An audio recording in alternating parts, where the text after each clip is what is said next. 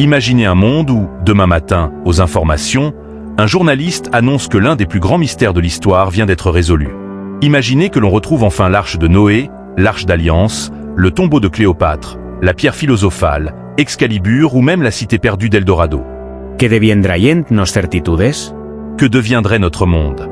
Chaque civilisation, chaque culture a porté ses rêves, ses peurs et ses espoirs dans des objets mystérieux. Ces reliques sont devenues des légendes, mais elles pourraient être des clés manquantes qui changeraient notre compréhension de l'humanité.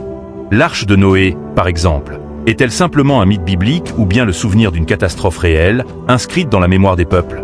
Des expéditions dans le Caucase et en Turquie affirment avoir trouvé des traces d'une structure ancienne sur le mont Ararat. Si demain on en confirmait l'authenticité, cela bouleverserait la science, qui devrait réconcilier l'archéologie avec les récits religieux. L'arche d'Alliance, quant à elle, est l'objet biblique par excellence. Selon les textes, elle contenait les tables de la loi, mais surtout elle irradiait une puissance surnaturelle capable de terrasser des armées entières.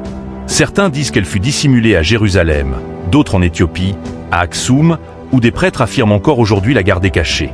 Imaginez si elle réapparaissait, prouvant que l'histoire officielle a volontairement effacé ou ignoré un objet de puissance.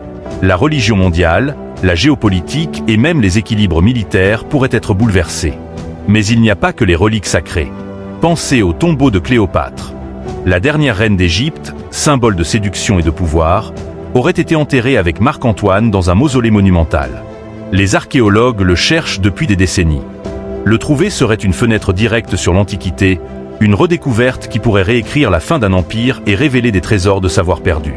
Mais que dire de la pierre philosophale? Objet alchimique par excellence, elle incarne la quête de l'immortalité et de la transmutation des métaux en or. Est-ce seulement une métaphore ou bien la trace d'un savoir oublié, lié aux sciences anciennes?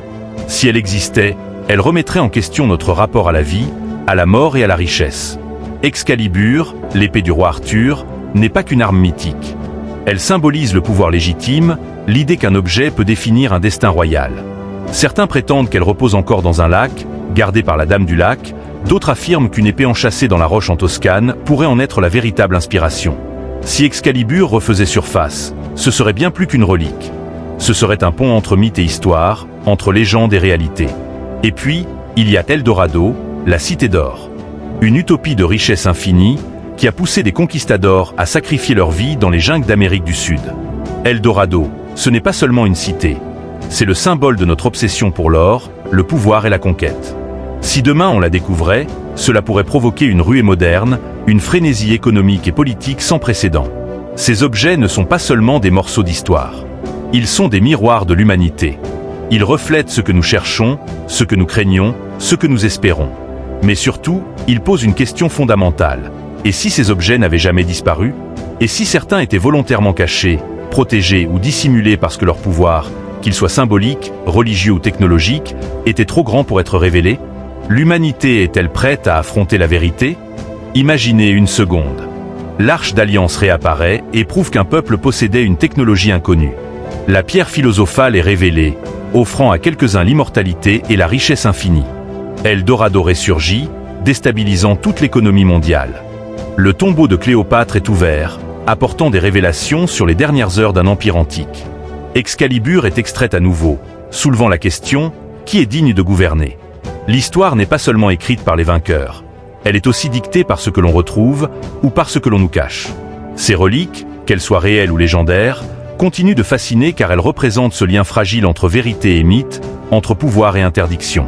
Alors, et si demain on retrouvait l'un de ces objets, que deviendrait notre monde? À vous d'imaginer la suite. Si vous pensez que certains de ces objets existent toujours quelque part, cachés aux yeux du monde, dites-le moi en commentaire. Et surtout, abonnez-vous pour ne rater aucune exploration de ces secrets interdits.